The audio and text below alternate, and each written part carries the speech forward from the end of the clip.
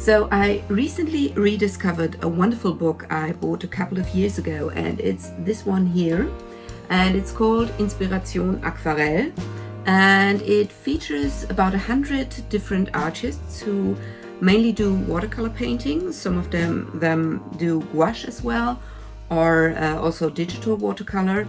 And you know, if you remember my last, or if you saw my last video where I talked about getting back to drawing with a real pencil, I thought I wanted to get more back into traditional art, because that is what I had been doing for, let's see, started 2012 for I think at least 8 years straight, before I even touched something like Procreate or Photoshop or stuff like that.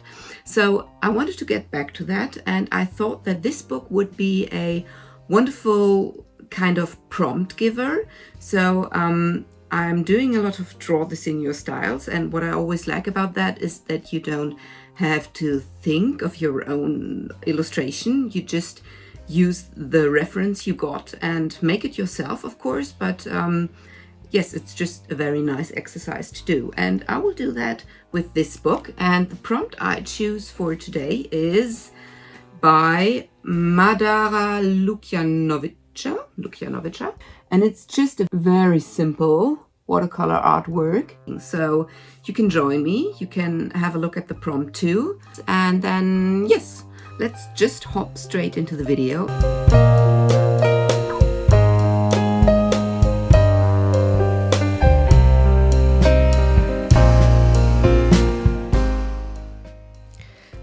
Okay, so here is a list of what you will need, and I will also link that in the description down below.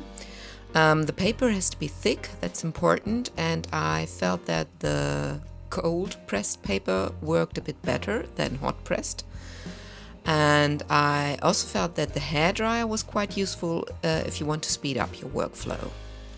So I decided I wanted to do one vertical and one horizontal, and I used my Horadam Schminke colors, and the colors I used were the 963 Gletschergrün and the 943 Waldblau. And these are quite expensive watercolors, but they are high granulating watercolors, and so especially for this paintings, or these paintings that, you know, are just different layers of watercolor, it really makes sense to have a nice looking and good watercolor. And the granulation, that just gives your watercolor an extra texture. So I absolutely love these granulating watercolors by Schminke, but there are also other brands that do these types of granulating watercolors. So just, you know, check in your local art store if they got granulating watercolors.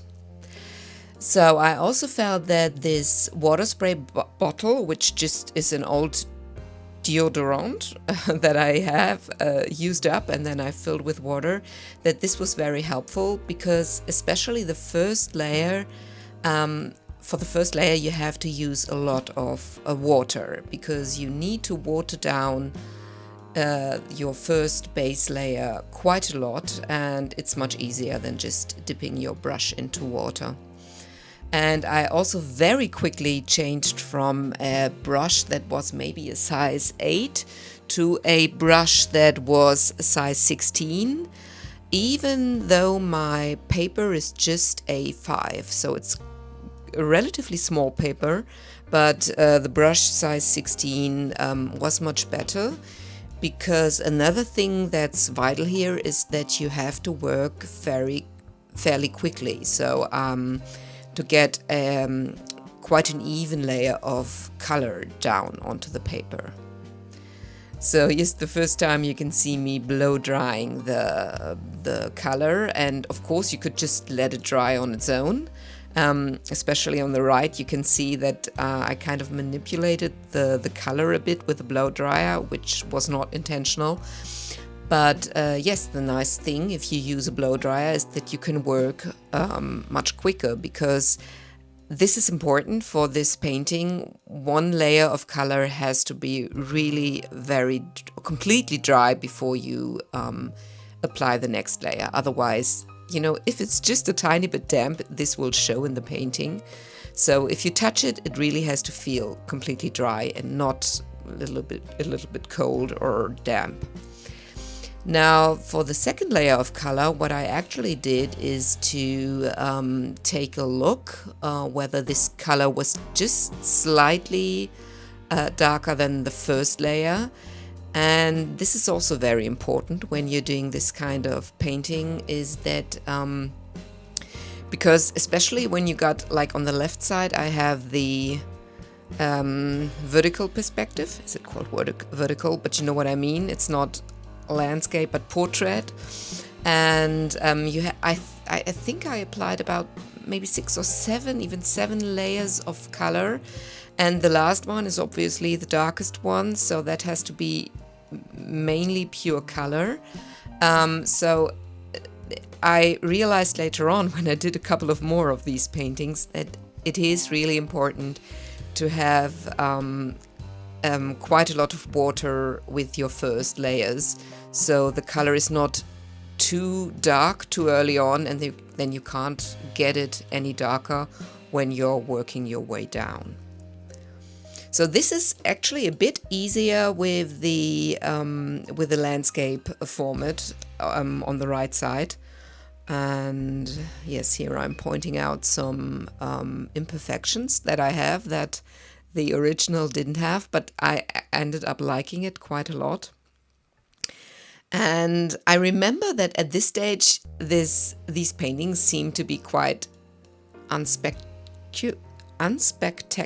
Can you say that?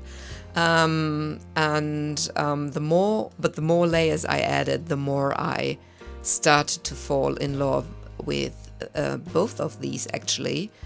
Even though I did about, I think, maybe 20 or more later on in all different kinds of colors. So I got obsessed with these paintings for about 2 or 3 days. I actually, the one on the left is still my favorite one, and I created a screensaver for my iPhone, which I will also put in my Ko-fi.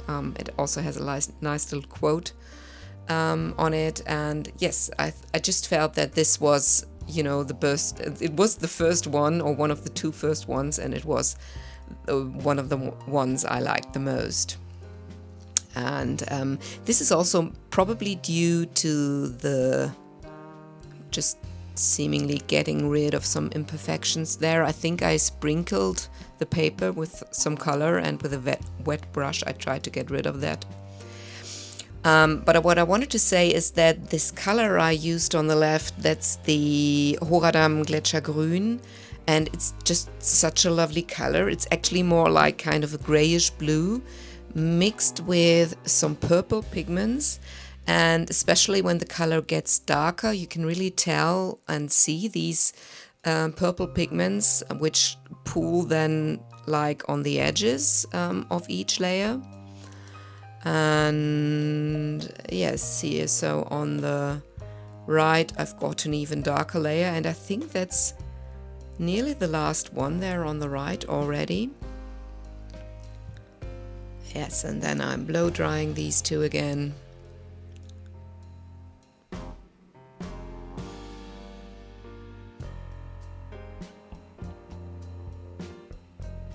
Trying whether they are completely dry. Oh, one tip before I forget to mention that at the end. I had problems removing this very cheap painter's tape, and what you can do is to, raise the edge a little bit and then use the blow dryer, the heat of the blow dryer, to very carefully remove the painter's tape without tearing the paper. So I tore many of these paintings before I realized that this was a good option to, avoid these tears in the paper. But because I digitized the ones that I liked the most, or the colors that I liked the most, this actually didn't matter that much to me, but if you're planning on using your originals, you might consider using the heat of the blow dryer to remove the painter's tape.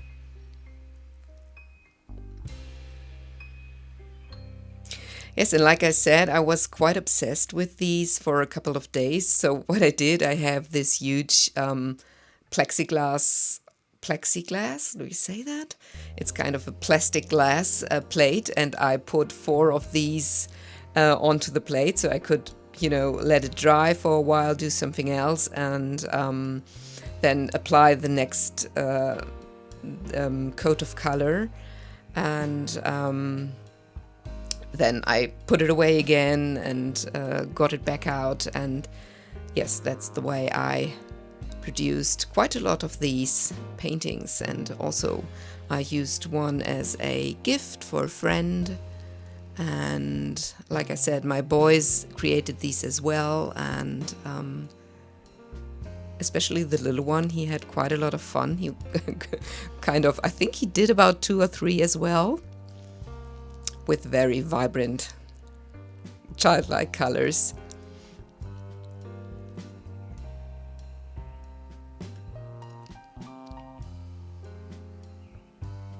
Yes, so you can see the mixing of the color and then the testing. You can't see that on the screen, but especially the testing was quite important to always make sure that the next layer of color is a bit darker than the first one.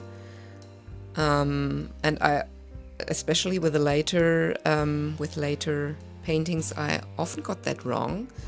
So I felt that this was the trickiest part, painting these lovely landscapes.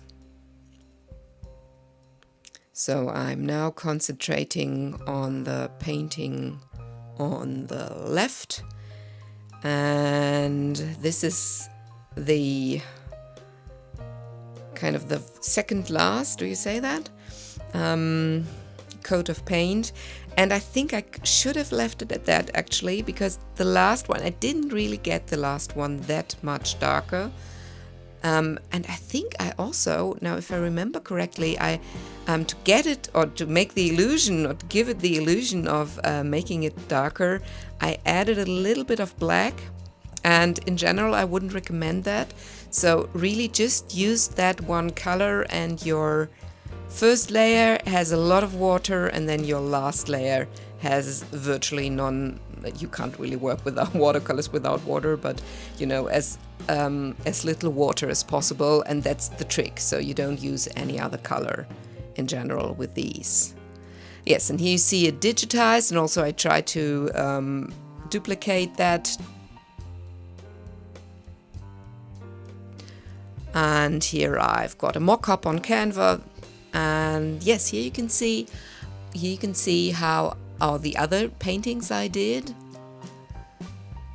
So this was more kind of a darker purple, and I tried also I tried many different papers, and it was amazing, and I learned so much about how different papers react with the colors. So that was quite helpful in that respect as well, to get to know my papers and my watercolors. So I hope you enjoyed this video, and give it a thumbs up if you liked it. And if you want to see more of these types of videos where I dive into this little book I've got, then just let me know in the comments. And I hope to see you soon. Bye!